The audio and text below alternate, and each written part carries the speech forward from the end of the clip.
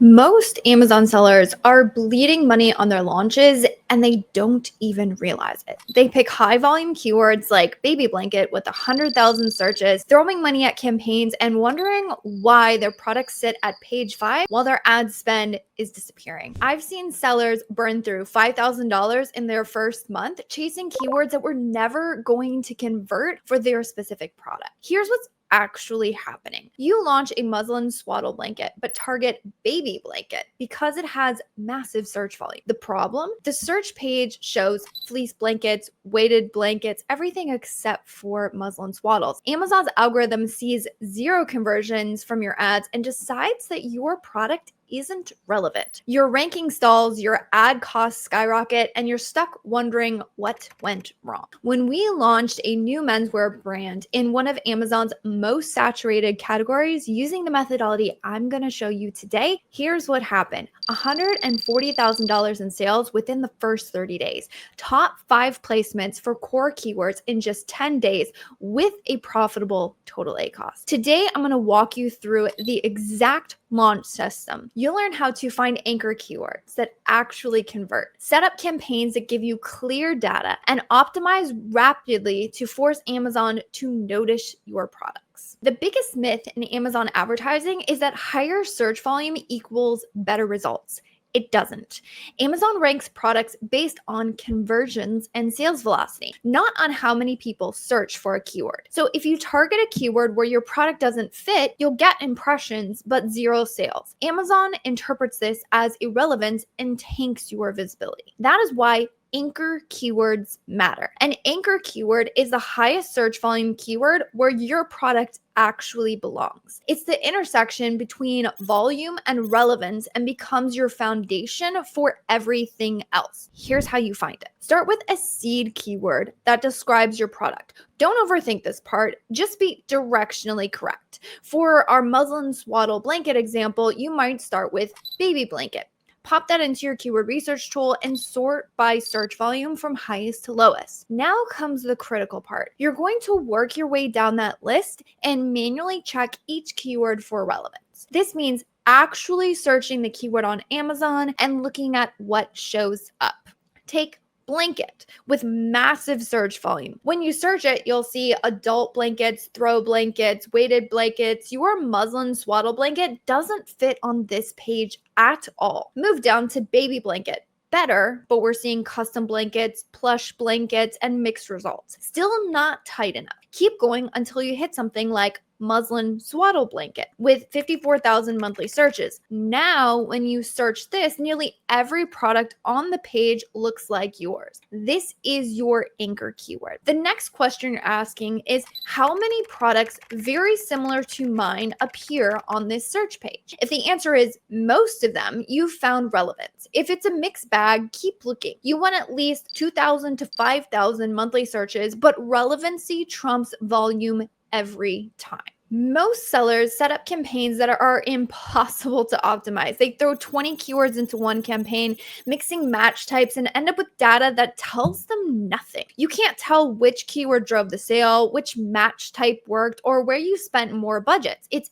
advertising chaos. Single keyword campaigns fix that. You're going to take your anchor keyword and use it to find 10 validated keywords. Then create 10 separate campaigns. Each campaign targets one keyword in exact match only. This gives you strategical precision and crystal clear data. Start by searching your anchor keyword on Amazon and identify your top 10 competitors. These need to be products that are clearly similar to yours, ranking in top positions and show consistent sales volume. Don't just grab any products from the page. You want apples to apples comparison. Take those 10 competitor ASINs and run a reverse search in your keyword tool. This shows you every keyword they're ranking on organically. Export the full list and look for keywords where multiple competitors are ranking. The more competitors ranking on the term, the more relevant is likely for your product type. From this list, manually vet your final 10 keywords. Each one needs to pass the same relevancy test as your anchor keyword. Search it on Amazon, confirm the results page is filled with products like yours. Again, you want 2,000 monthly searches, but don't compromise on relevancy for volume. Now you're ready to build campaigns. Each campaign gets one keyword in exact match, fixed bidding strategy, and a clear naming structure. I use this format: product, description, ASIN, SP, exact, rank, the exact keyword that's in the campaign, the tool where I found it, the bidding type, the date,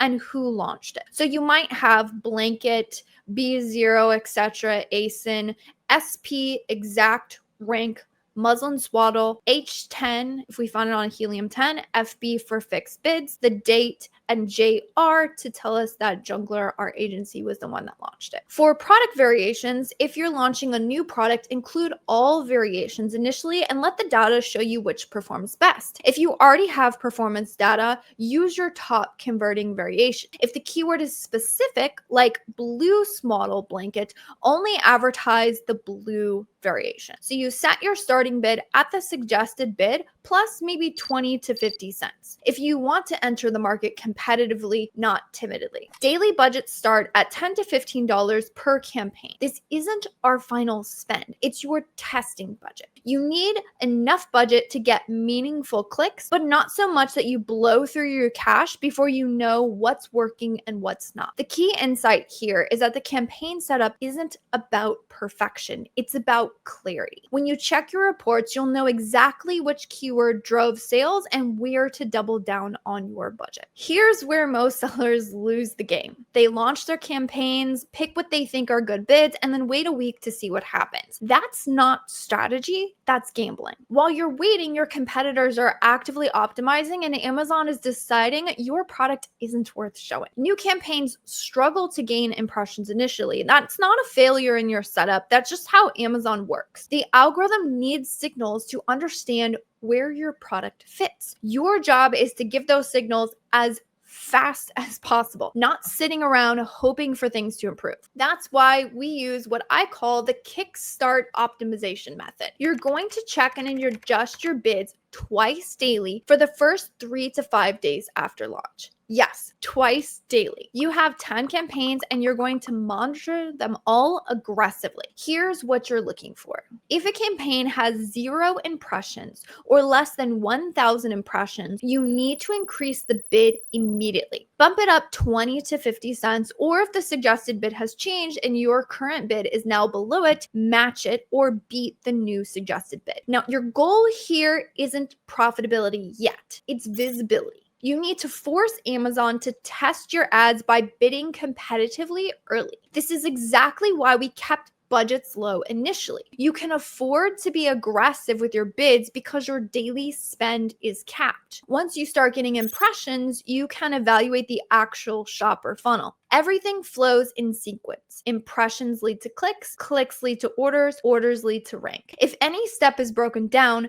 your campaign fails. No impressions means raise your bid or double check your keyword relevancy. Getting impressions but no clicks usually signals a listing problem. Your main image, your title, or price aren't compelling enough. Getting clicks but no sales means your listing isn't converting visitors into buyers. When you do start getting orders, calculate your conversion rate immediately. Orders divided by clicks gives you your ad conversion rate. Let's say you get 2 orders from 30 clicks. That's a 6.7% conversion rate, which means on average, you need about 15 clicks to generate an order. This math becomes crucial for optimization decisions. If you know you need 15 clicks per order and your average cost per click is 75 cents, you're spending about $11 per conversion. This helps you set realistic budget expectations and identify when your keywords aren't working. Now you can start cutting the dead weight. For keywords getting lots of impressions but 0 orders, reduce bids by 10 to 20%.